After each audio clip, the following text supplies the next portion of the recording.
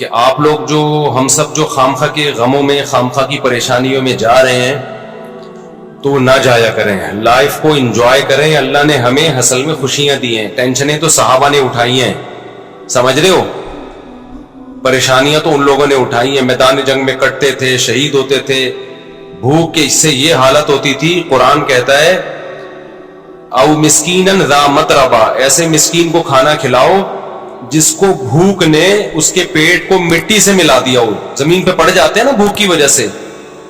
وہ لوگ تھے اصل میں جن کو پریشانی تھی غربت کی, مہنگائی کی.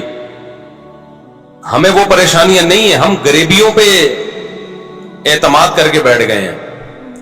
تو خوش رہنا سیکھو. اللہ کو یہ نا ٹیڑے میڑے چہرے پسند نہیں ہے. ہر وقت مصیبت میں یار یہ نہیں ہو رہا ہے, یہ نہیں مل رہا ہے, یوں نہیں مل رہا ہے, ایسے نہیں ہو رہا, یہ اللہ کو خوشی نہیں ہوتی, اللہ کو غصہ آتا ہے. دیکھو ایک باپ اپنے بیٹے کو کھلاتا ہے, پلاتا ہے, اس کو مختلف چیزیں دے رہا ہے, بلکہ باپ سے زیادہ شوہر کی مثال زیادہ اچھی طرح سمجھ میں آئے گی. ایک شوہر ہے اپنی بیگم کو کھلاتا بھی ہے, پلاتا بھی ہے, اس کو شاپنگ بھی کراتا ہے, اس کو تمام نعمتیں دے رہا ہے. بیگم ہر وقت منہ بنا کے بیٹھی رہتی ہے. کتنا غصہ آئے گا نا مرد کو, کیونکہ ہم لوگ آدمی ہیں نا, ہم لوگ کو پتا ہے ان چیزوں کا. کتنا غصہ آتا ہے نا. آدمی کہے گا بیگم کبھی منہ پہ مسکراہٹ بھی لے آیا کرو, کبھی اچھا بھی بول دیا کرو. ایک آدمی کسی کے گھر گیا, میزبان نے کہا یہ کھانا کھائیے, مہمان نے کہا نہیں نہیں, میزبان نے کہا کبھی اچھا بھی کھا لیا کریں, آ جائے کھانا کھا لیا, ٹھیک ہے نا. تو کتنا غصہ آتا ہے نا آدمی کو ناشکری بیوی پہ. بیگم کبھی منہ سے اچھا بھی بول دیا کرو.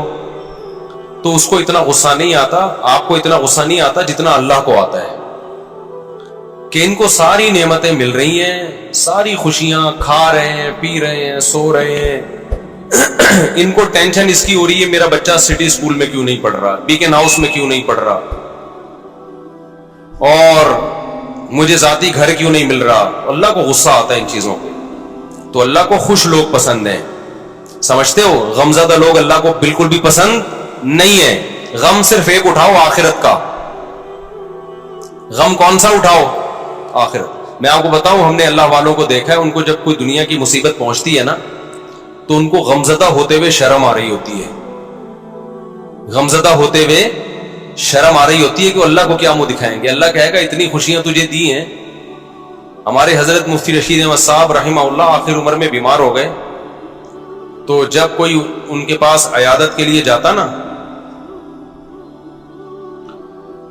تو ایک عالم آئے ان کی خدمت میں, عیادت کے لیے گئے اور کہنے لگے آپ کو دیکھ کے بڑی ٹینشن ہو رہی ہے. تو حضرت نے فرمایا مجھے تو ہو نہیں رہی, آپ کو پتہ نہیں کیوں ہو رہی ہے.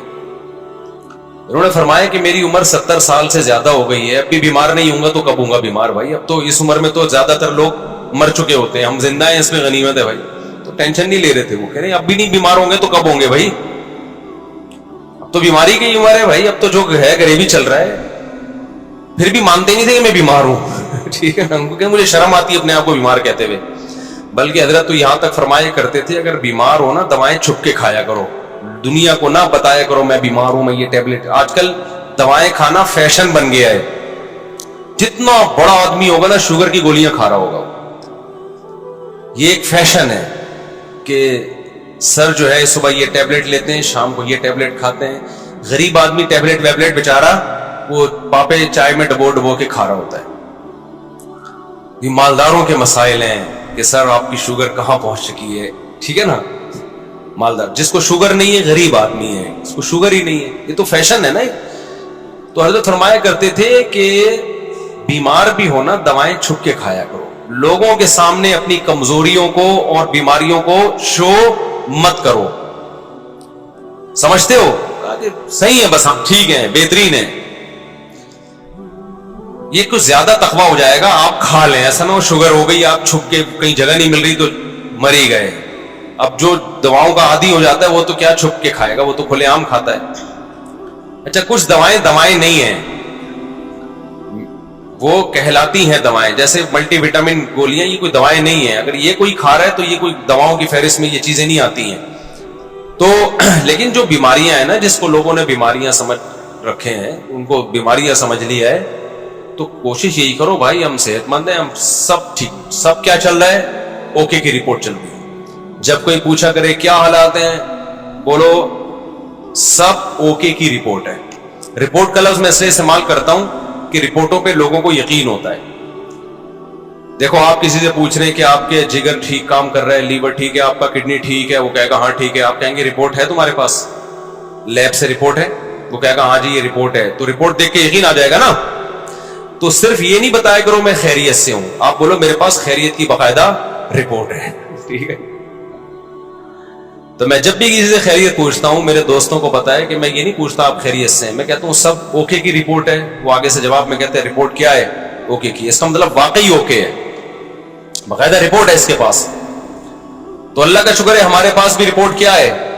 اوکے کی رپورٹ ہے. جب بھی کوئی مسلم, اور اللہ اوکے کی رپورٹ ہی رکھے بھائی, زیادہ شو بازیوں میں بھی نقصان ہوتا ہے. تو اللہ اوکے کی رپورٹ ہی رکھے, خوش ہی رکھے اللہ تعالی ہم سب کو. اچھا, مجھے لوگ اپنا تانے دینا شروع کر دیے لوگوں نے. پہلے جب میں بیان کرتا تھا نا اوکے کی رپورٹ ہے, 4 شادیاں 3 شادیاں, لوگ ایسے سنتے تھے ماشاءاللہ کتنا اچھا بیان. اب پتہ ہے کیا ہے, ابے اوکے کی رپورٹ تو ہوگی نا جب ریوو میں گھوم رہے ہیں. ہاں جب پیسہ آ رہا ہے تو رپورٹیں کیا ہوں گی؟ اوکے کی ہوں گی نا. یہ جو کھلکھلا رہے ہیں ممبر پہ, یہ اس کے پیچھے کیا ہے؟ پیسہ ہے. تو میں کہتا ہوں کہ ہم تو اللہ کا شکر ہے خوشی ہیں الحمدللہ, ہمیشہ سے اللہ نے خوشی رکھا ہے. ہماری ضرورتیں اتنی محدود ہیں اور اللہ خوشی رکھے ہمیں. لیکن لوگ نہ کسی حال میں الحمدللہ خوش نہیں ہے. ان کو یہ ہے کہ پہلے پھٹ پٹی پہ گھوم رہے تھے اس کی ٹینشن, اب ریوو میں گھوم رہے ہیں تو اس کی بھی ٹینشن یہ لوگ لے رہے ہیں. تو یہ آپ کی ٹینشن ہے, آپ جتنی چاہو بڑھا لو.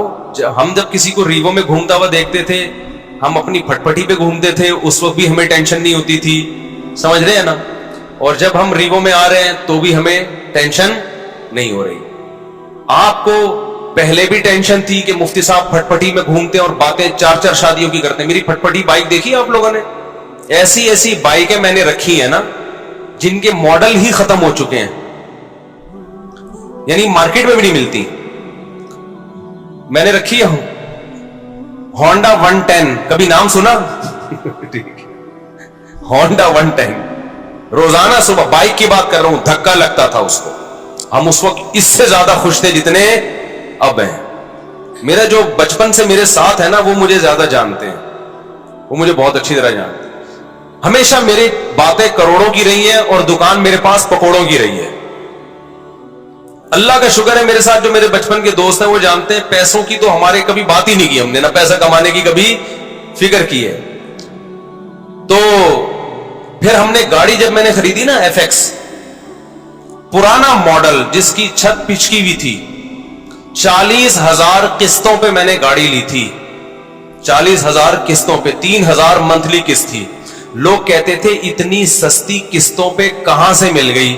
جب گاڑی دیکھ کے کہتے تھے مفتی صاحب کسی نے آپ کو چونا لگا دیا ہے, یعنی اس پہ بھی مہنگی ہے. اسی میں ہم رشتے لینے جا رہے ہوتے تھے تیسری شادی کے. اس کو کہتے ہیں دکان پکوڑوں کی اور باتیں اور خوشی خوشی جاتے تھے, خوشی خوشی. اسی گاڑی کو دیکھ کے رشتے ریجیکٹ بھی ہوتے تھے. ٹھیک ہے نا. پھر بھی ہم اب سے زیادہ خوش تھے الحمدللہ. اب سے جتنے اب خوش ہیں اس سے زیادہ خوش تھے. تو نہ ہم FX میں ہم پریشان تھے. میں تو اس پہ خوش ہو رہا تھا یار ہماری اوقات تو FX کی بھی نہیں ہے. 40,000 قسطوں پہ منتھلی. وہ خریدی کیوں میں نے, میرے پاس سہراب موٹر سائیکل تھی. سہراب کا نام سنا؟ اچھا, اصل میں میرے پاس تھی GTO 125. میرے والد صاحب کا جب انتقال ہوا نا, پیسے ملے, ہم نے کہا اب گاڑی ہلکی نہیں رکھے. ہمارے شوق ہمیشہ سے بادشاہوں والے رہے ہیں. اس وقت کراچی میں GTO 125 کاواساکی سے بہتر کوئی بائک نہیں ہوتی تھی. جو کراچی کے لوگ ہیں وہ جانتے ہیں, سب سے لگژری بائک یہی تھی. تو میں نے وہ خریدی تھی اور اس کو میں نے 20,000 کلومیٹر تک چلایا ہوگا کم از کم, کیونکہ 70 کلومیٹر تو جامعۃ الرشید آنے جانے کی ڈرائیو تھی میری نیول کالونی سے. ایسی لگژری بائک ہم نے رکھی ہوئی تھی. پیسہ بچاتے نہیں تھے ہم, اس کی ٹنکی میں ہی جو بھرنے میں پیسہ لگتا تھا. تو ہم نے ہمیشہ سے سوچا کیا ہے, اوپر ہی کا سوچا ہے. جس کو بچانے کی فکر ہوتی ہے نا, وہ مالدار بننے کا شوق ہوتا ہے, وہ ٹینشن لیتا ہے. ہمیں مالدار بننے کا شوق شروع سے الحمدللہ تھا ہی نہیں. ہم نے کہا جو ہے یار انجوائے کرو لائف, بیویاں بھی رکھو بائکیں بھی رکھو, ٹھیک ہے نا, اور کھاؤ بھی اچھا. 3 چیزیں ہمیشہ سے خاندانی رکھنے کی کوشش کی ہے میں نے.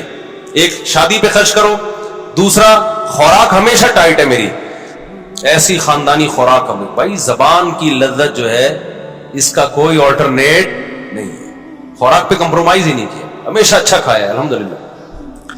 میں کھاتا تھا نا مدرسے میں, جو طلبہ سمجھتے تھے بڑا ہی لینڈ لارڈ ہے, کوئی قرضے مانگ رہے ہوتے تھے مجھ سے, قرضے, اور جس وقت جس چیز کا دل چاہا کھا لیا, جتنے پیسے ہیں نا کھا لو بس, ٹھیک ہے, بچانے کے کیا کرنا ہے یار. تو ہم نے بائک رکھی ہوئی تھی, جب میں پیٹرول ڈالتا تھا اس میں ٹینکی بھرنے میں ٹائم لگتا تھا, لوگ دیکھتے پتہ نہیں کون لینڈ لارڈ ہے یہ, حالانکہ بس وہ پیٹرول ہی کے ٹوٹل پیسے ہیں, اب ختم. بچایا کچھ نہیں, کیونکہ ہمیں مالدار بننے کا بالکل بھی شوق نہیں تھا.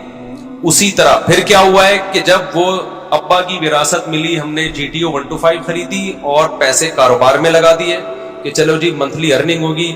وہ میں نے واقعہ کئی بار سنایا ہے, سارے پیسے کاروبار میں ڈوب گئے. لوگ الحمدللہ جس کو دیتا گیا وہ لے کے بھاگتے رہے الحمدللہ. اس کے پھر مجھے نتیجہ یہ نکلا کہ پراٹھے میں چھوڑ نہیں سکتا تھا, تو بائک مجھے بیچنی پڑ گئی. سمجھ میں آ رہی ہے بات؟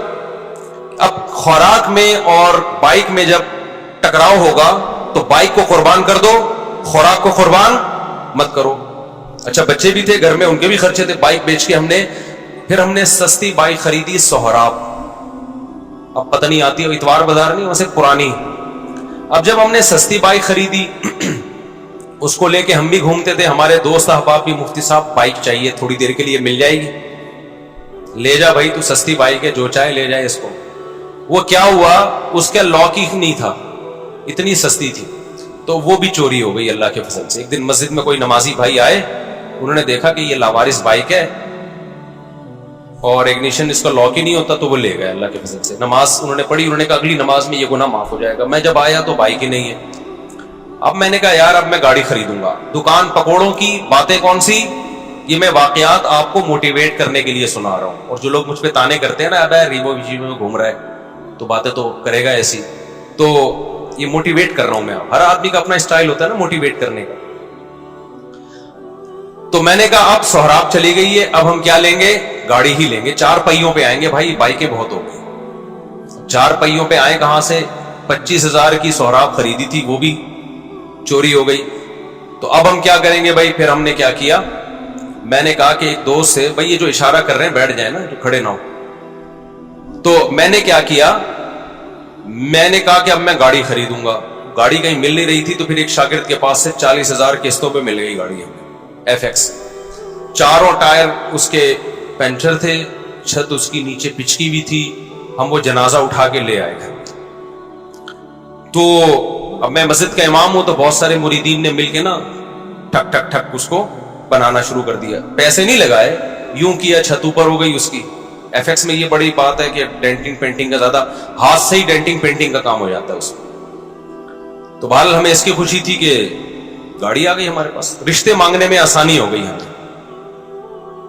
تو اس میں تھوڑے تھوڑے تھوڑے تھوڑے تھوڑے تھوڑے پیسے لگا کے میں نے کیا کیا, بالآخر اب میں نے کہا یہ بہت بہت کام نکال رہی تھی وہ.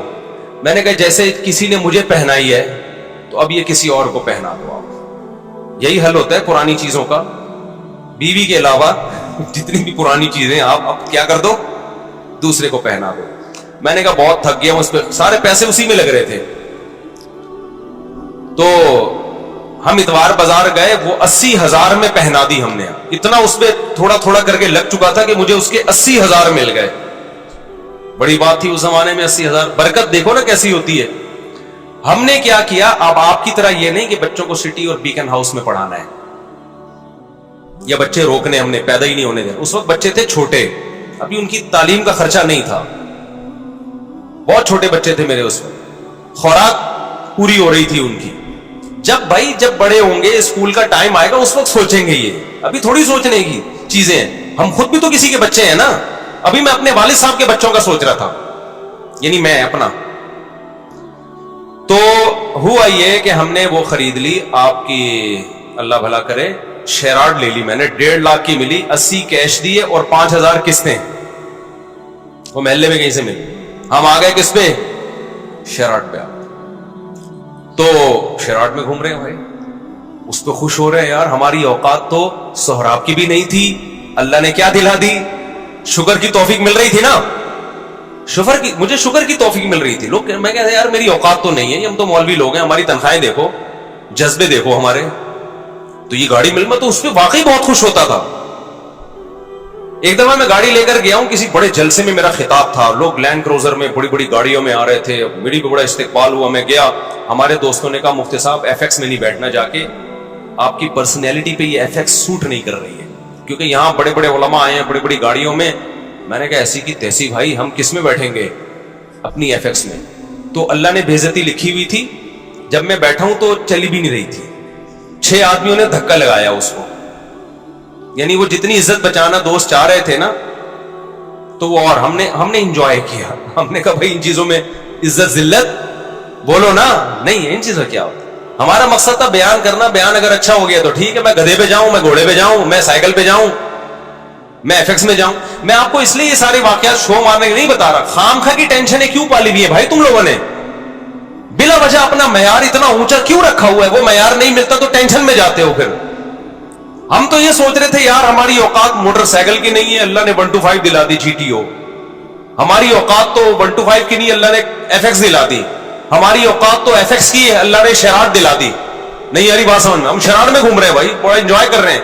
वो शराड भी गई, कैसे गई, बड़ा दुख भला वाकया है। मुझे एक फ्रॉडी मिल गया, बस फ्रॉडी बहुत मिले हैं। वो शराड, उसमें एक आखिरी जो धचका लगना था ना मुझे, शराड बिक गई मेरी। अब जब शराड गई तो हम फिर रोड पे आ गए ठीक है, तो मैं फिर यहां से बसों में जाता था W11।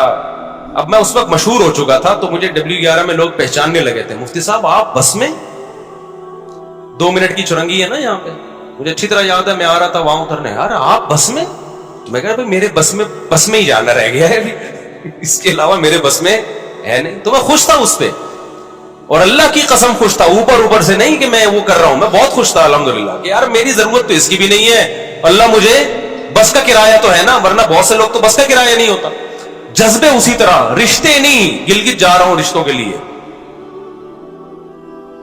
लोग कह रहे हैं आपके पास है क्या, भाई मेरी टोटल मेरी ये अर्निंग है मंथली, इसमें अल्लाह का शुक्र है गुजारा अच्छा हो रहा है, तो आपकी बच्ची का भी गुजारा हो जाएगा। उन्होंने कहा नहीं होगा, हमने कहा जाओ, नहीं होगा तो बाढ़ में जाओ, ठीक है ना, किसी के सामने भीख थोड़ी मांगनी है, ऐसी की तैसी। अच्छा खैर, फिर मिल भी जाते हैं रिश्ते। तो उसी गुर्बत में हमारी तीसरी भी हो गई अल्हम्दुलिल्लाह। कितनी हो गई? तीसरी। अच्छा भाई, तो हमें इसकी भी खुशी कि औकात हमारी एक ही भी नहीं है, और शादियां कितनी हो गई, हो जाती हैं, ये मैं आपकी भी हो जाएंगी, और अच्छे अच्छे लोग मिल गए मुझे।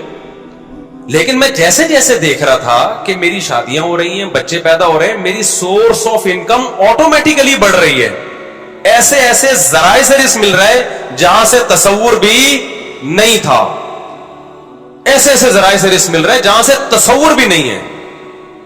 अब मैं उनको वाकया सुनाऊं, आपके होश उड़ जाएंगे, कैसे कैसे जराए से जरूरतें पूरी हो रही हैं, स्टॉक कुछ भी नहीं हो रहा, एक थैला भी जमा नहीं हो रहा है, लेकिन मुझे फिक्र नहीं है कि कल कहां से खाऊंगा, कल कहां से, अगले महीने। भाई जब अब तक अल्लाह ने रखा हुआ है ना, तो आगे भी हो जाएगा।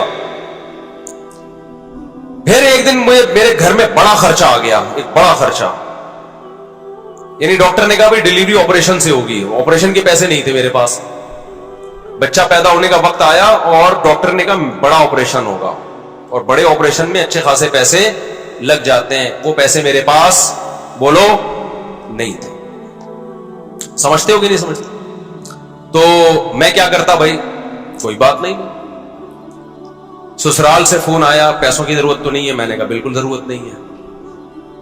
दोस्त अहबाब ने कहा पैसों की जरूरत तो नहीं है, मैंने कहा बिल्कुल भी जरूरत नहीं है, मेरे पास पैसे हैं कहां से, मुझे नहीं पैसे। दिमाग लड़ाया कि क्या करो, कोई बात नहीं, घर में ऐसी चीजें होती बेच दो उसको यार, क्या ख्याल है भाई, भाई घर में सब चीजें बेच दो यार, अभी जरूरत पूरी करो, कोई बात नहीं, फट्टे पे सोएंगे यार, क्या है इसमें।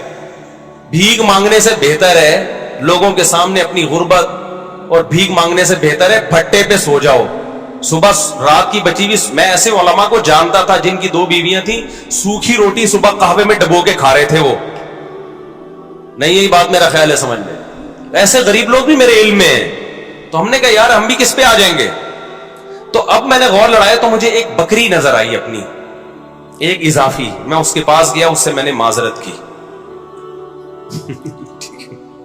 وہ ایک اضافی چیز تھی, اس کی تو دماغ نہیں جا رہا تھا میرا. میں نے کہا میں آپ سے معذرت چاہتا ہوں, آپ کو بھیٹ چڑھانا پڑ گیا ہے مجھے. ٹھیک ہے, سمجھ میں آ رہی ہے بات. اللہ کا کرنا یہ ہوا کہ ہمارے ایک دوست آئے, بہت ہی قریبی جگری دوست, انہوں نے مجھے کچھ پیسے قرض میں دے دیے بغیر مانگے. ان کو پتا تھا کہ یار مفتی صاحب کا ابھی کیس ہے, ابھی اچانک ان کے لیے پیسوں کا انتظام کرنا مشکل ہوگا. وہ آئے, انہوں نے مجھے پیسے دیے. تو میں نے کہا بھائی میرا تو یہ تھا کہ کل بکری بیچوں گا اور یہ اپنے گھر کے سارا سامان بیچ کے, جو بھی بک سکتا ہے بیچ کے میں ان کے قرضہ ادا کر دوں گا. تو وہ مجھے خود دے کے چلے گئے. وہ معاملہ تو نمٹ گیا, بچہ ہو گیا الحمدللہ. وہ بچہ ماشاءاللہ اچھلتا کودتا ہے, قرآن اب تو بڑا ہو گیا. اس کو نہیں پتا, اس کو بھی یہ واقعہ نہیں پتا کہ تو کیسے پیدا ہوا ہے. گھر والوں کو بھی نہیں پتا, یہ بھی بتا دوں, میرے گھر والوں کو بھی معلوم نہیں, میرے سسرال کو بھی پتا نہیں. یہ پہلی دفعہ میں آپ کے سامنے شیئر کر رہا ہوں, اور یہ بھی اس لیے شیئر کر رہا ہوں کہ لوگ بہت تانے دیتے ہیں آج کل نا, الٹی الٹی باتیں بہت کر رہے ہیں میرے خلاف.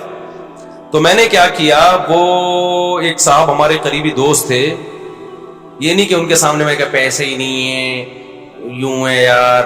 بعض دفعہ پیسے آدمی ایسے نہیں مانگ رہا ہوتا, رونا شروع کر دیتا ہے, اس سے اگلا خود ہی سمجھ جاتا ہے کہ پیسے نہیں.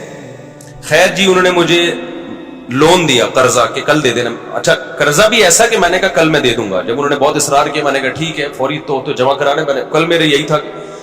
اگلے دن کیا ہوا ہے کہ میں نے کہا بکری بھی اور یہ سب چیزیں بیچنے کے لیے میں نے بات کی. وہ میرے پاس آئے اور میں نے کہا آپ کا قرضہ آپ کو انشاءاللہ مغرب تک مل جائے گا واپس. انہوں نے کہا وہ سب مجھے نہیں چاہیے.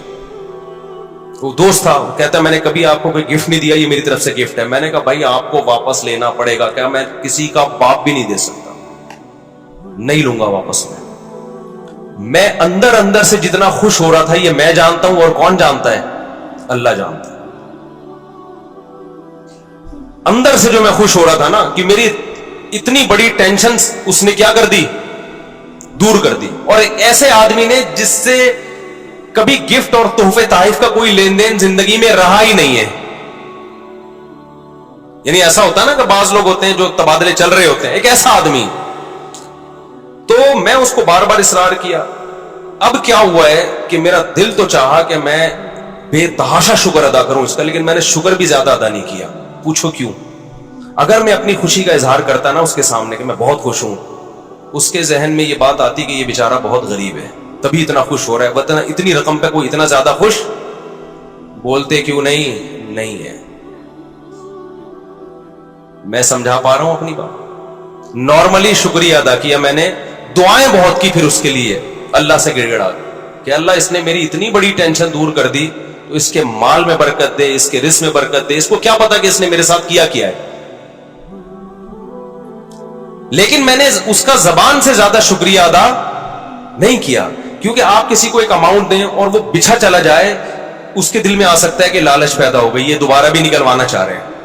اس کے دل میں آ سکتا ہے اچھا یار ہمیں تو پتہ نہیں تھا ان کے مالی حالات اتنے خراب چل رہے ہیں, یہ اتنی سی رقم پہ اتنا خوش ہو جائیں گے.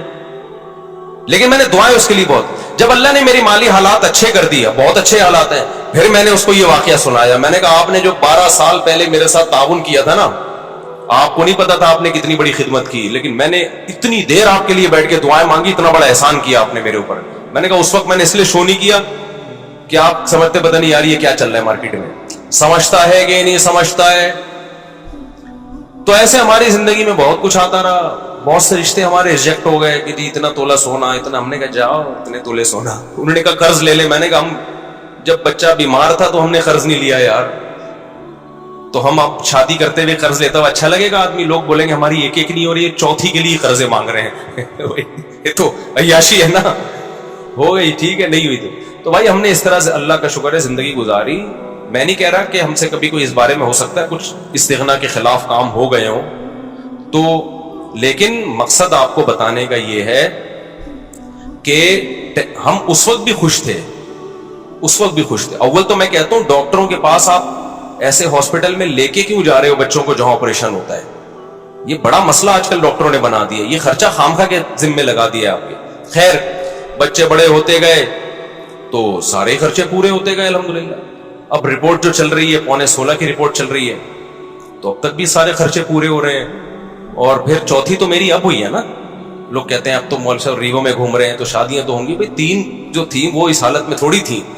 تو جب آپ بچانے کی فکر کرتے ہو, دولت مند بننے کی کوشش کرتے ہو, تو اسٹریس میں جاتے ہو. آپ کی بیسک ضرورتیں پوری ہوتی رہیں, خوش رہو, اللہ مزید پوری کرتا رہے گا, خوشیاں آتی رہیں گی, ٹینشنیں ختم ہوتی رہیں گی. اور میں اب بھی لوگوں کو کہتا ہوں کہ یہ جو میرے حالات ہیں کسی بھی وقت تبدیل بھی ہو سکتے ہیں. ایسی حالت اللہ کر دے, آزمائش میں ڈال دے کہ کھانے کو روٹی نہ رہے, اللہ بچائے ہمیں ایسی آزمائش, لیکن ہو سکتا ہے. پھر اس پہ یہ کوئی نہیں کہے کہ اچھا اتنی شادیاں, اتنے بچے, کھانے کو روٹی نہیں ہے. کوئی بات نہیں, ایک بچے میں بھی اللہ روزی چھین سکتا ہے اور 20 بچوں میں بھی اللہ روزی چھین سکتا ہے. آپ کو اللہ پہ یہ ایمان رکھنا ہے کہ رزق کا تعلق اولاد کے ہونے یا نہ ہونے سے, بیویوں کے ہونے یا نہ ہونے سے نہیں ہے. ہم نے ایسے لوگ بھی دیکھے 4 بیویاں خوش ہیں, اور ایسے بھی دیکھیں ایک بیوی کو کھلانے کے پیسے نہیں ہیں, اور ایسے کنوارے بھی دیکھیں کہ شادی نہیں کرتے پیسہ بچانے کے لیے, پھر بھی دیوالیہ ہو گیا ان کا. تو اللہ اگر عذاب دینا چاہے گا, ایک بچے کو ٹینشن بنا دے گا, اس کے کھلانے کے پیسے نہیں ہوں گے, اور کھلانے پہ آئے گا تو درجنوں بچوں کو بھی لگژری لائف دے دو گے تم. تو کبھی نسل مت روکو یہ سوچ کے کہ میں کھلاؤں گا کہاں سے. یہ پیغام ہے جو میں نے دینے کے لیے نا اتنی لمبی کہانی سنائی ہے. آپ یہ سچی کہانی ہے, یہ جھوٹی کہانی نہیں ہے. سمجھتا ہے کہ اس دور میں مجھے یاد ہے میرے پاس کمپنیوں کے اونر آتے تھے کہ آپ اپنا نام دے دیں اور ہم آپ کو اتنے % کمیشن دیں گے, صرف نام دے دیں آپ. مجھے لوگوں نے کہا مفتی صاحب آپ کا شہد کا بزنس ہے, آپ ایک دفعہ اناؤنس کر دیں. تو یہ کام میں نے نہیں کیا, کیونکہ مجھے یہ کام غیر اخلاقی لگتا تھا کہ میرا نام مشہور ہوا ہے مذہب سے, میں اس کو استعمال کروں تجارت میں. میں نے کمپنی بھی بنائی, بزنس بھی کیا, اب تک کر رہا ہوں, نہ کمپنی کا کسی کو بتایا اور نہ بزنس کا کسی کو بتایا. تو یہ میں اس لیے کہہ رہا ہوں, آج لوگ کہتے ہیں نا بہت یہ مولوی لوگ ایسے, مولوی لوگ, آپ مولویوں میں اٹھ کے بیٹھ کے دیکھو گے نا, کسی کے بارے میں 2-4 باتوں سے فوراً تبصرہ کر دینا ٹھیک نہیں ہوتا. جب تک کسی کے ساتھ رہو نہیں, ہم بار بار کہہ رہے ہیں ہم بہت نیک نہیں ہیں, لیکن جو پیسوں کی اور ان چیزوں کے الزامات ہمارے اوپر لگ رہے ہیں نا, اتنی تو صفائی میرے ذمہ بنتی ہے نا کہ میں دوں. اور میرا فلسفے کی ایسی کی تیسی ہو رہی ہے. میں لوگوں سے کہتا ہوں اولاد کثرت سے پیدا کرو, زیادہ شادیاں کرو. لوگ فوراً کہتے ہیں ابے ان لوگ کے پاس تو ریوو میں گھومتے ہیں نا اس لیے یہ باتیں کر رہے ہیں. او بھائی جب ہم یہ باتیں کر رہے تھے ہمارے پاس رکشے کے پیسے نہیں تھے, اور اس وقت ہماری اولادیں بھی تھی, بیویاں بھی تھیں. تو مجھے اس پہ غصہ آتا ہے کہ میری ساری جو 20 سال کی محنت ہے نا وہ لوگ 2 جملوں میں کیا کر دیتے ہیں, اڑا دیتے ہیں. تو پیسہ بھی اس میں, اولاد کی کثرت میں پیسے کا کوئی دخل نہیں ہے. تبھی تو دیکھو جتنا پیسہ ہوگا 2 بچوں کے درمیان وقفہ اتنا ہی زیادہ ہوگا. تو یہ سوچ کی بات ہے. دل بڑا ہوگا تو اولاد زیادہ ہوگی, اللہ پہ توکل ہوگا. دل چھوٹا ہے تو بچے کم ہوں گے, اللہ پہ توکل نہیں ہوگا. اور جب اللہ پہ توکل نہیں ہے, کروڑوں روپے میں بھی انسان ٹینشن میں ہوتا ہے, اور جب اللہ پہ توکل ہے تو کچھ بھی نہ ہو پھر بھی ٹینشن میں نہیں ہوتا. اس چیز کو سمجھنے کی ضرورت ہے. سمجھتے ہو؟ اچھا بھائی, اور یہ وہ ٹینشن ہے جو میں بار بار کہتا ہوں, اس ٹینشن میں تمہیں ثواب بالکل بھی نہیں مل رہا. اللہ کو غصہ آ رہا ہے کہ اتنی نعمتیں دی بھی ہیں, جب پیدا ہوا تھا کم بخت ماں کی چھاتیوں میں دودھ پیدا کر دیا, یہ بتانے کے لیے کہ میں تیری پیدائش سے غافل نہیں ہوں, مجھے سب پتا ہے کہ تجھے کیا ضرورت ہے. اتنی بڑی نشانی دیکھ کے بھی تو ٹینشن لیتا ہے کہ پتہ نہیں میرا کیا ہوگا. پھر اللہ کو غصہ آتا ہے, اور اللہ کا غصہ آنا پھر بجائے تو آپ کو ڈبل نقصان, ایک ٹینشن کا نقصان, ایک اللہ کے غضب کو دعوت دینے کا نقصان. اس لیے خوش رہا کرو, ٹینشن صرف ایک ہی پالو, آخرت میں بنے گا کیا. صحیح ہے نا. اچھا, اس مضمون کو میں مکمل کرنے کے لیے کہہ دوں, بعض دفعہ طبعی طور پر کسی چھوٹے سے حادثے پہ ٹینشن ہوتی ہے. دیکھو ٹینشن کی 2 قسمیں ہیں, ایک عقلی اور ایک طبعی. اس کو سمجھنے کی ضرورت ہے. آپ کہہ سکتے ہو کسی بزرگ کو کوئی چھوٹی سی پریشانی آئی, وہ پریشان ہو گئے. آپ کو ہم نے تو سنا ہے کہ بزرگوں کو تو پریشانی نہیں ہوتی, وہ تو آخرت ہی کی پریشانی لیتے ہیں, دنیا کی نہیں ہوتی. دیکھو وقتی اور عارضی طور پر انسان کو غم ہوتا ہے, اس کو کہتے ہیں طبعی غم. یہ انسان کے بس میں نہیں ہے. مثال کے طور پر آپ کے 6 بچے ہیں, ایک مر جائے تو غم تو ہوگا نا. اب اصولی طور پر تو آپ کو خوش ہونا چاہیے کہ 5 بچے ہوئے ہیں نا, ابھی بھی میں بے اولاد تو نہیں ہوں, اللہ نے اولادیں دی ہیں مجھے. لیکن وقتی طور پر غم ہوتا ہے, یہ طبعی غم ہوتا ہے, یہ برا نہیں ہے, یہ ہر انسان کو ہوتا ہے. برا غم وہ ہے جو عقل سے ہو. دنیا داروں کو جو آج غم ہو رہے ہیں نا, وہ سمجھتے ہیں ہم اس غم میں برحق ہیں, یہ غم ہونا چاہیے. یعنی ان کی عقل کہہ رہی ہوتی تم ٹھیک غم زدہ ہونا چاہیے, یہ غلط ہے. عقل کہے کہ یہ غم بنتا نہیں ہے, اور طبیعت کہے بھائی میں مجبور ہوں اس لیے ہو رہا ہے, تو وہ تھوڑے بہت جلدی غم پہ قابو پا لیتا ہے انسان. ایک مثال سے بات سمجھاتا ہوں. دیکھو آپ کو ڈیفنس میں 2000 گز کا بنگلہ تھا, آپ کا لگژری لائف تھی, وہ بنگلہ چھن گیا, آپ 1000 گز کے بنگلے پر آ گئے. اصولی طور پر تو اب بھی خوش ہونا چاہیے نا یار, 1000 گز کا بھی تو کم نہیں ہے. لیکن دیندار آدمی کو بھی 1-2 دن کے لیے, 2-4 دن کے لیے وقتی طور پہ ٹینشن ہوگی. وہ ٹینشن اس کی ہوگی, وہ لگژری لائف میں تھوڑی سی کیا آ گئی ہے کمی, تو ظاہر ہے جب عادت چینج ہوتی ہے تھوڑا سا غم تو ہوتا ہے. لیکن عقل کہے گی بھائی غم کرنے کا ہے نہیں, تجھے ابھی بھی تو بھونسوں سے اچھا ہے نا تو. وہ عقل کیا کرے گی, اس طبعی غم پہ قابو پا لے گی, 2-4 دن 6 دن میں ریلیکس ہو جائے گا. تو یہ طبعی غم وقتی طور پر یہ دینداروں کو بھی ہوتا ہے, یہ سب کو ہوتا ہے, یہ پیغمبروں کو بھی ہوتا تھا. دنیا دار کو کیا ہوتا ہے, اس کی عقل کہتی ہے کہ میرے ساتھ غلط ہوا ہے, میں 2000 میں رہتا تھا, میں 1000 کا بندہ نہیں ہوں, یہ میری انسلٹ ہے, میری توہین ہے. اس کی عقل کہہ رہی ہوتی ہے تیری انسلٹ ہوئی ہے, تیری توہین ہوئی ہے, تیرے ساتھ غلط ہوا ہے. اس کی عقل اس کے طبعی غم کو قابو نہیں پاتی, بلکہ اس کے طبعی غم کو اور زیادہ بڑھاتی ہے. اس سے بھی ڈپریشن میں جائے گا, خودکشی کی طرف جائے گا. تو یہ طبعی تو وقتی طور پر یہ طبعی طور پہ محبت بھی ہوتی ہے انسان کو, غم بھی ہوتا ہے. تو یہ شریعت میں برا نہیں ہے, کیونکہ یہ غیر اختیاری ہے. سمجھتے ہو کہ نہیں سمجھتے ہو؟